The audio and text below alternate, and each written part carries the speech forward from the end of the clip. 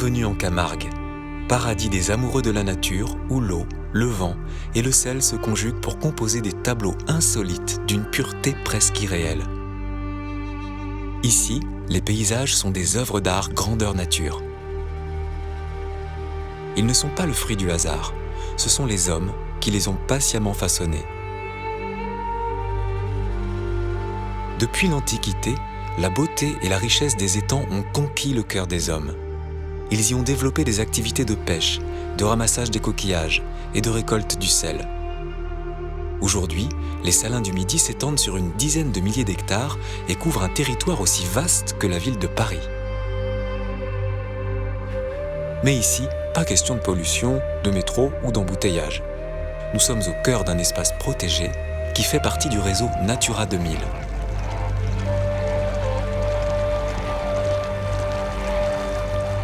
Grâce à l'activité des salins, un milieu humide d'une grande qualité écologique s'est développé. Un immense réservoir de biodiversité qui convient parfaitement aux besoins de nombreuses espèces d'oiseaux menacés de disparition. Ces vastes étendues d'eau chaudes et salées sont très riches en nourriture végétale et animale. Elles sont le garde-manger de dizaines de milliers d'oiseaux qui profitent aussi de ce havre de paix pour se reproduire. La Camargue accueille les 3/4 de la population d'oiseaux en France. Plus de 350 espèces y sont répertoriées. Preuve que la saliculture est créatrice de richesses biologiques, on a recensé dans les dunes et les lagunes des salins d'Aigues-Mortes plus de 200 espèces d'oiseaux, dont 54 se reproduisent ici.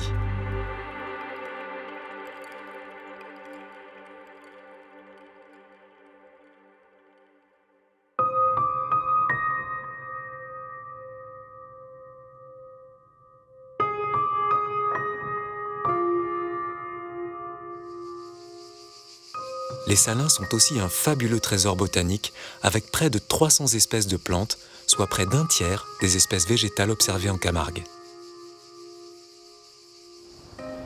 Sur les dunes mobiles, on peut observer des plantes caractéristiques comme l'Oya, une graminée qui résiste à l'ensablement grâce à ses rhizomes traçants solidement ancrés dans le sol.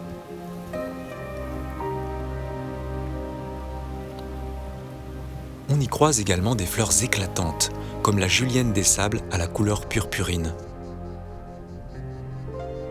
L'immortelle des sables, très abondante en arrière-dune, forme au printemps de beaux tapis fleuris qui exhalent un délicat parfum de curry. Le lys de mer, aussi appelé fleur du 14 juillet, car elle fleurit à cette époque, est une espèce rare et protégée. Autre plante rare en Camargue mais très présente sur les salins d'Aigues-Mortes, le raisin de mer. Cet arbuste doit son nom à ses petits fruits rouges qui ressemblent à des raisins. Cette plante aux vertus médicinales est notamment utilisée pour le traitement de l'asthme et de l'eczéma. La malcominène est l'une des fleurs les plus étonnantes et les plus précieuses du site, car elle a disparu de l'ensemble du territoire français dans les années 60. On ne la rencontre plus qu'ici, dans les salins d'Aigues-Mortes. Sur les dunes fixées, en arrière des dunes mobiles, poussent des forêts de pins et des genévriers de Phénicie. Un arbuste très utile, car il fixe les dunes grâce à ses racines profondes. Certains végétaux s'adaptent au milieu salé en évacuant l'excès de sel par leurs feuilles. C'est le cas des saladelles, comme la lavande de mer, qui sert à faire des bouquets en septembre. 7 espèces différentes de saladelles ont été référencées. La saladelle de Girard est une plante rare protégée à l'échelle nationale. Les salicornes conservent l'eau salée en elles. Ces pousses tendres sont comestibles. Confites dans du vinaigre, elles sont consommées comme hors d'œuvre ou en salade, d'où leur surnom de cornichons des mers. Les zones humides, comme le salin d'Aigues-Mortes, sont une bénédiction pour la biodiversité. Elles représentent la 2e richesse biologique mondiale après la forêt tropicale. La moitié des oiseaux dans le monde en dépendent. Le salin d'Aigues-Mortes accueille entre 5 et 10 000 flamants roses toute l'année, soit 1/4 de la population française. C'est aussi une zone d'alimentation d'importance internationale, un carrefour biogéographique entre l'Europe et l'Afrique.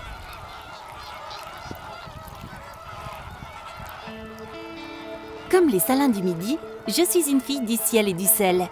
Les étangs sont mon berceau, ma source, ma famille. J'y puise ma force et mon énergie. Vous avez deviné qui je suis? Vous me voyez? Approchez. Voici ma mère, elle s'appelle Rose. Et là, dessous, dans l'œuf, c'est moi. Ma mère se relaie avec mon père pour me couver depuis 1 mois. Et ils tiennent particulièrement à moi car je serai leur poussin unique. Vous allez me voir briser ma coquille. Et hop, me voilà. Bonjour à tous les amis, je m'appelle Pink. Je vais vous raconter l'histoire de ma vie et l'histoire de toutes les vies qui se côtoient ici. Vie animale, végétale ou humaine, toutes s'épanouissent en harmonie dans les salins d'aigues mortes. Une harmonie précieuse mais fragile que les sauniers et les scientifiques des salins du Midi protègent chaque jour en menant des actions qui s'adaptent au cycle des saisons. Prenons l'endroit où je suis née. Ça s'appelle un îlot de nidification.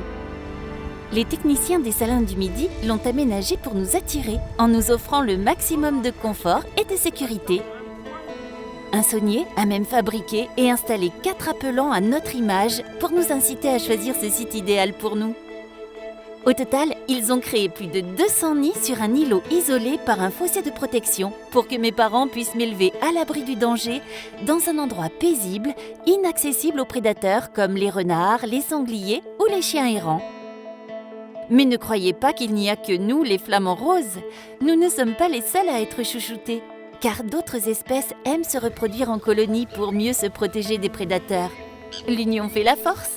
C'est aussi la devise des sternes, des mouettes, des avocettes et des goélands. Ce sont des oiseaux des lagunes rares et très fragiles dont la population décline en Europe. Heureusement, ici, ils peuvent trouver un nid douillet pour s'installer. Pendant mes premiers jours, mes parents veillent constamment sur moi. Du fond de leur gésier, ils sécrètent un liquide hautement énergétique composé de leur sang et de l'algue des étangs. Mon repas peut durer de 15 à 30 minutes. Grâce à ce régime hautement protéiné, au bout de 2 mois, je pèserai 10 fois le poids de ma naissance. Je vais grandir dans cette immense crèche qui doit vous paraître un peu bruyante et désordonnée. Mais notre communauté a des règles très précises et nous connaissons parfaitement les limites de notre territoire autour de notre nid. Mes parents savent me retrouver parmi la foule de la colonie grâce à mon cri qui est unique. Les humains qui nous observent de loin et qui nous couvrent de leur regard ont, eux, un peu plus de mal à nous distinguer. Alors, ils nous accrochent une petite bague à la patte. Sur cette bague, ils inscrivent un code qui peut être lu au télescope à 300 ou 400 mètres de distance. Cette bague leur permet de nous suivre jusqu'en Afrique de l'Ouest pour les plus voyageurs d'entre nous. Grâce à elle, ils collectionnent des informations scientifiques pour mieux nous comprendre et mieux nous protéger. Pour mieux nous soigner aussi. Cette bague à ma patte, c'est un peu mon carnet de santé. Mais la vie des flamands n'est pas toujours rose, car une terrible menace plane sur nous. Le goéland leucophée, c'est notre principal ennemi.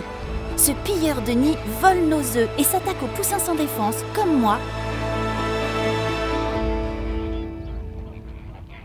Au bout de 10 jours, je quitte le nid, impatiente de partir à la découverte du monde qui m'entoure.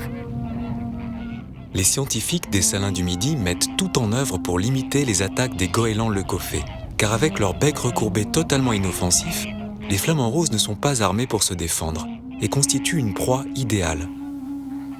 Pour éloigner ces redoutables prédateurs, les salins du Midi ont un atout. Il s'appelle Scareman. Cet épouvantail géant, placé dans la zone de reproduction des goélands leucophées, a pour but de libérer la place occupée par cette espèce envahissante au profit d'espèces vulnérables, comme les avocettes, les sternes ou les flamants roses. Cette passerelle fait aussi partie du dispositif de lutte contre les goélands leucophées. Elle permet aux renards d'accéder au nid des goélands et d'y prélever des œufs de façon naturelle.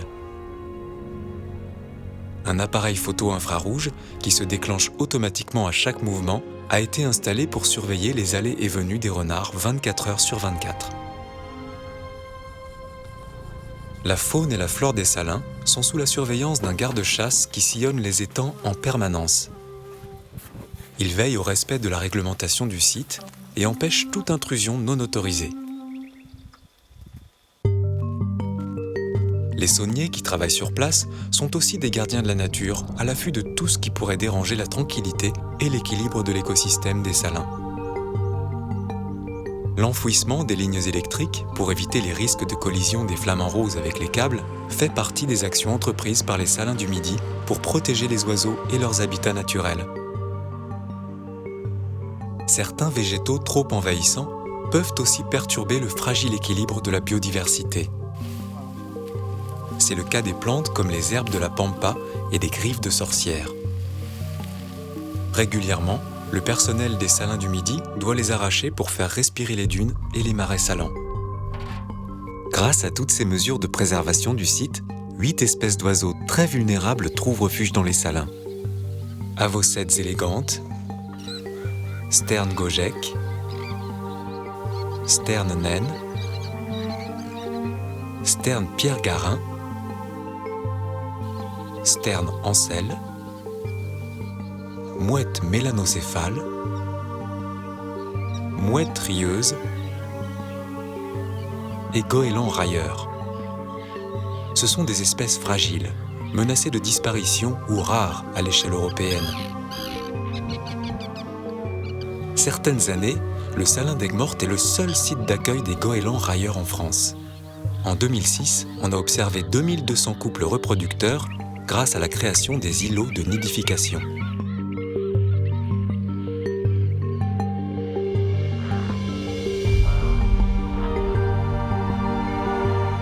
Des dizaines de hérons garde-bœufs et d'aigrettes garzettes nichent dans les arbres des salins, ainsi que des centaines de tadornes de belons. Ils sont beaux tous ces oiseaux, n'est-ce pas?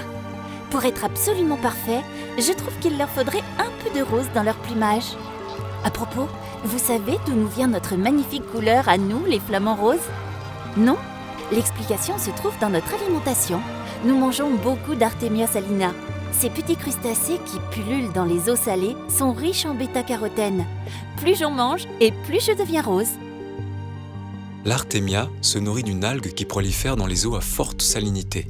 Cette algue, la Dunelia salina, prend une couleur rouge sang lorsqu'elle est exposée à une lumière vive.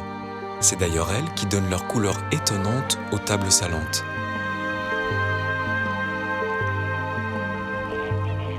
À partir de l'âge de 2 mois, je peux me nourrir toute seule.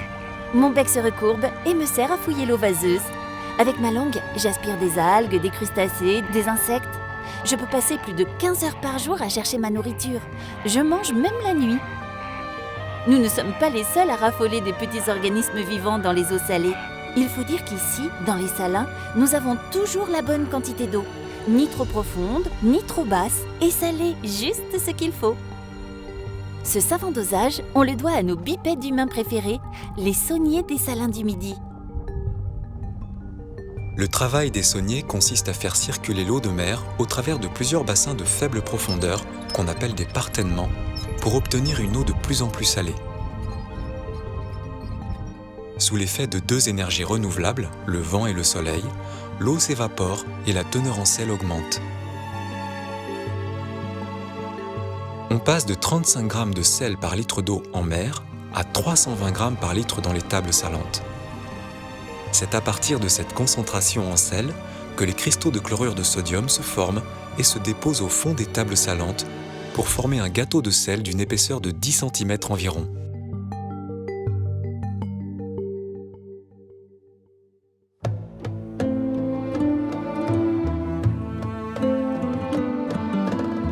Grâce à la mise en eau des étangs au printemps et au maintien de niveaux d'eau stables en été, les îlots de reproduction sont isolés des prédateurs pendant toute la période sensible et les étangs offrent une alimentation abondante et de grande qualité.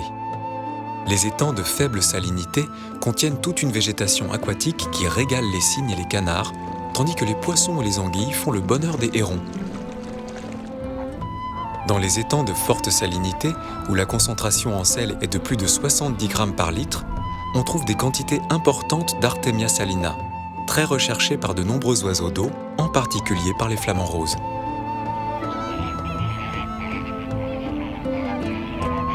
Grâce à ce régime riche en calories et en bêta-carotène, au bout de quelques semaines, je deviens de plus en plus rose. Je commence sérieusement à envisager mon baptême de l'air. L'automne arrive et beaucoup de mes compagnons s'apprêtent à partir pour éviter l'arrivée du froid. Ils mettront le cap au sud, portés par les vents vers la Sardaigne, la Turquie, l'Andalousie. Certains iront jusqu'en Mauritanie ou au Sénégal. Moi, je vais rester ici, car je suis curieuse de voir comment mes amis les sauniers s'y prennent pour récolter le sel.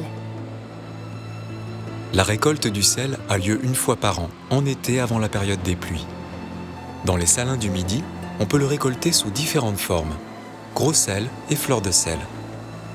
La collecte est mécanique, sauf pour la fleur de sel qui est ramassée en premier, à la main, dès le mois de juillet.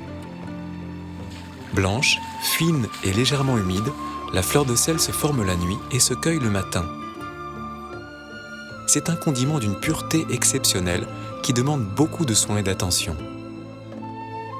Sa délicatesse et sa saveur particulière sont très appréciées des cordons bleus et des gastronomes. Eh bien, je vois que je ne suis pas la seule à aimer manger salé.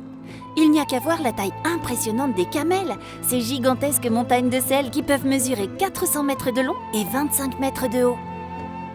À partir du mois d'octobre, avec l'assèchement de certains étangs, je verrai arriver d'autres espèces d'oiseaux migrateurs qui viennent hiverner dans les salins.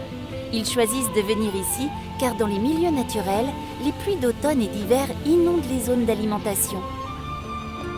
Ce sont surtout des limicoles, des petits échassiers qui se nourrissent d'insectes, de mollusques et de vers qu'ils trouvent dans les vasières créées par l'abaissement des niveaux d'eau. Leurs pattes et leurs becs de longueurs différentes leur permettent de se nourrir au même endroit en chassant des proies enfouies à des profondeurs différentes. Comme ça, pas de dispute, tout le monde a sa part du gâteau. Les plus nombreux sont les bécassos qui viennent ici par milliers.